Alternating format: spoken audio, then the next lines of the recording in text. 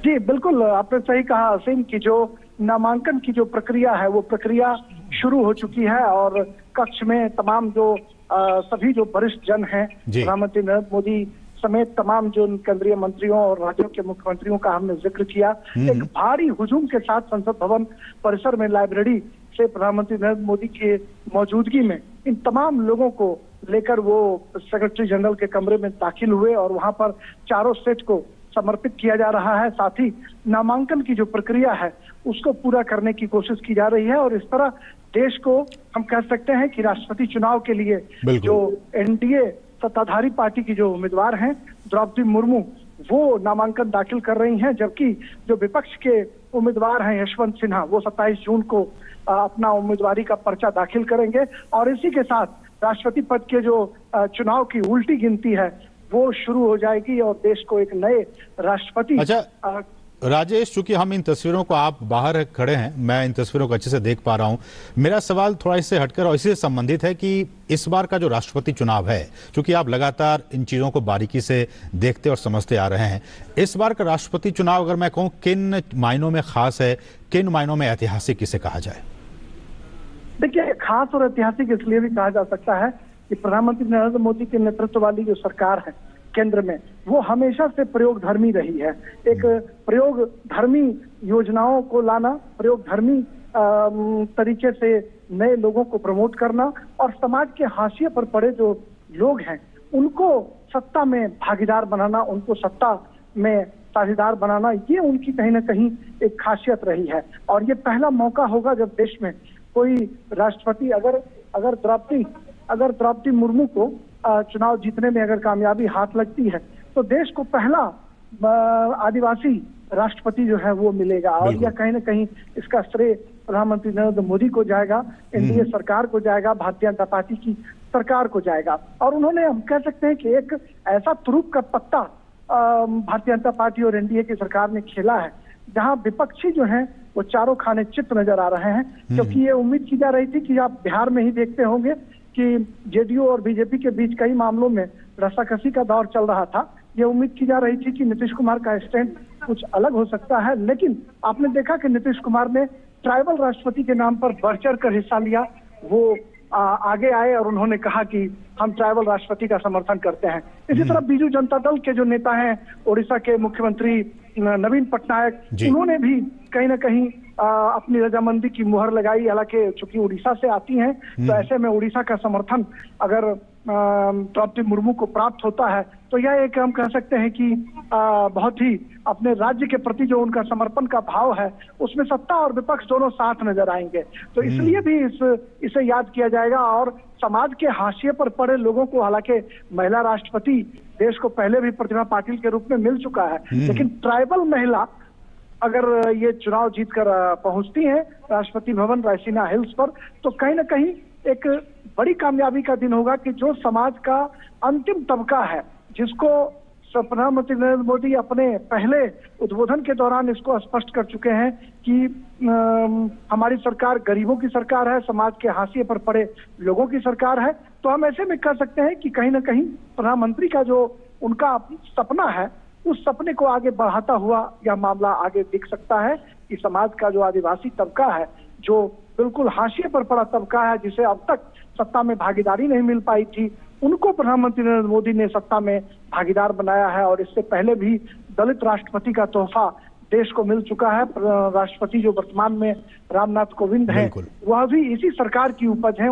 इस सरकार ने ही एक दलित को राष्ट्रपति बनाया, फिर आदिवासी की बारी आई है। तो हम कह सकते हैं कि सत्ता से दूर रहे लोगों को सत्ता में रिप्रेजेंटेशन मिलना एक बड़ी बात हम कह सकते हैं कि उनको भागीदार बनाने की जो कोशिश की जा रही है, यह चुनाव अपने आप में एक अलग दिखाता है, क्योंकि एनडीए ने एक आदिवासी महिला को राष्ट्रपति पद का उम्मीदवार बनाया है। राजेश, देखिए, मैं आप ही के बातों को आगे बढ़ाते हुए, आपने कहा कि ये सरकार प्रयोगधर्मी सरकार रही है।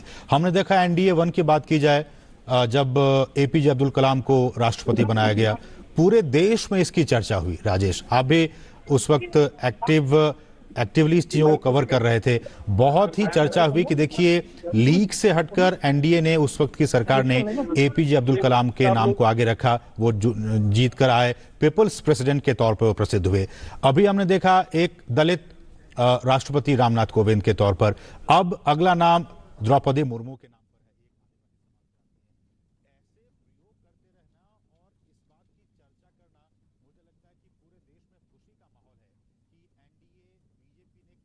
মন্ত্ৰী অমিত শ্বাহ, প্ৰতিৰক্ষা মন্ত্ৰী ৰাজনাথ সিঙকে ধৰি কেইবাখনো ৰাজ্যৰ মুখ্যমন্ত্ৰী বৰ্তমান উপস্থিত আছে আৰু ইতিমধ্যেই মনোনয়ন পত্ৰ পৰীক্ষা কৰা হৈছে, প্ৰস্তাৱসমূহ পৰীক্ষা কৰা হৈছে, অনুমোদকৰ যিসমূহ এইসমূহ আনুষ্ঠানিক প্ৰক্ৰিয়া বৰ্তমান অব্যাহত আছে। মনোনয়ন পত্ৰ দাখিল প্ৰক্ৰিয়া পোনপটীয়া সম্প্ৰচাৰ আমি আগবঢ়াইছোঁ। অহা 18 জুলাইত ৰাষ্ট্ৰপতি নিৰ্বাচন অনুষ্ঠিত হ'ব আৰু তাৰ পূৰ্বে আজি মনোনয়ন পত্ৰ দাখিল কৰে বিজেপি নেতৃত্বাধীন এনডিএৰ সমৰ্থিত প্ৰাৰ্থী দ্ৰৌপদী মুৰ্মুৱে। ঝাৰখণ্ডৰ প্ৰাক্তন ৰাজ্যপাল দ্ৰৌপদী মুৰ্মু 2015 চনৰ পৰা 2021 চনলৈ ঝাৰখণ্ডৰ ৰাজ্যপাল হিচাপে কাৰ্যনিৰ্বাহ কৰিছিল দ্ৰৌপদী মুৰ্মুৱে আৰু এইগৰাকী আদিবাসী সম্প্ৰদায়ৰ মহিলা ৰাজনীতিকক ৰাষ্ট্ৰপতি পদৰ প্ৰাৰ্থী হিচাপে মনোনীত কৰে নৰেন্দ্ৰ মোদীয়ে। বিজেপি নেতৃত্বাধীন এনডিএ আৰু ইয়াৰ লগে লগে সমগ্ৰ দেশজুৰি চৰ্চাৰ কেন্দ্ৰবিন্দু হৈ পৰে দ্ৰৌপদী মুৰ্মু আৰু সেইগৰাকী দ্ৰৌপদী মুৰ্মুৱে আজি ৰাষ্ট্ৰপতি নিৰ্বাচনৰ বাবে দাখিল কৰিবলৈ আহিছে মনোনয়ন পত্ৰ। মনোনয়ন দাখিল প্ৰক্ৰিয়া এই মুহূৰ্তত পোনপটীয়া সম্প্ৰচাৰ আমি আগবঢ়াইছোঁ, য'ত বৰ্তমান মনোনয়ন পত্ৰ পৰীক্ষা কৰি থকা হৈছে, মনোনয়নৰ প্ৰস্তাৱসমূহ পৰীক্ষা কৰা হৈছে আৰু মনোনয়ন পত্ৰ দাখিলৰ এই আনুষ্ঠানিকতা এই মুহূৰ্তত আপুনি প্ৰত্যক্ষ কৰিছে টিভিৰ পৰ্দাত। বিশেষভাৱে চৰ্চা লাভ কৰিছে কাৰণ দেশত এগৰাকী আদিবাসী সম্প্ৰদায়ৰ মহিলাক ৰাষ্ট্ৰপতি পদৰ প্ৰাৰ্থী হিচাপে মনোনীত কৰা হৈছে।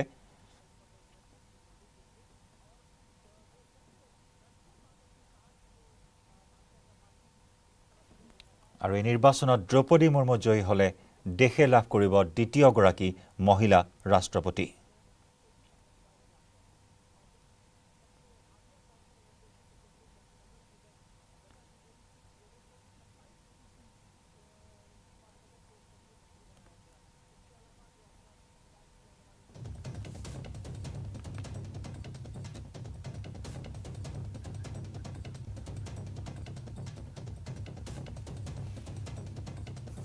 আৰু বিশেষ গুৰুত্ব বহন কৰিছে এই ৰাষ্ট্ৰপতি নিৰ্বাচনে কাৰণ এগৰাকী আদিবাসী সম্প্ৰদায়ৰ মহিলাক মনোনীত কৰা হৈছে।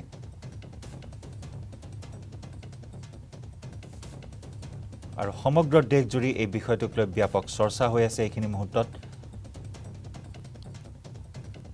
এগৰাকী জ্যেষ্ঠ বিজেপি নেত্ৰী, তেওঁ ঝাৰখণ্ডৰ ৰাজ্যপাল হোৱাৰ পূৰ্বে উৰিষ্যাৰো কেইবাটাও গুৰুত্বপূৰ্ণ দপ্তৰৰ মন্ত্ৰীৰ পদত অধিষ্ঠিত হৈ আছিল।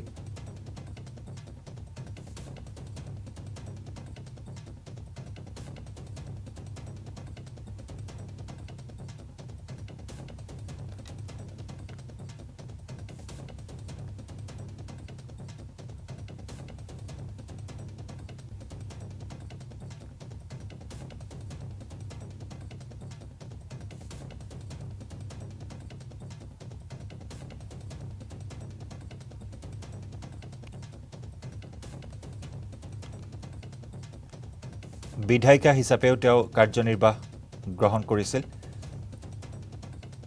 উৰিষ্যাৰ পৰা তেওঁ বিধায়িকা হিচাপে নিৰ্বাচিত হৈছিল। উৰিষ্যাৰ ৰায়ৰংপুৰ বিধানসভা সমষ্টিৰ পৰা তেওঁ নিৰ্বাচিত হৈছিল 2004 চনৰ পৰা 2004 চনলৈ এমএলএ হিচাপে তেওঁ দায়িত্বভাৰ গ্ৰহণ কৰিছিল।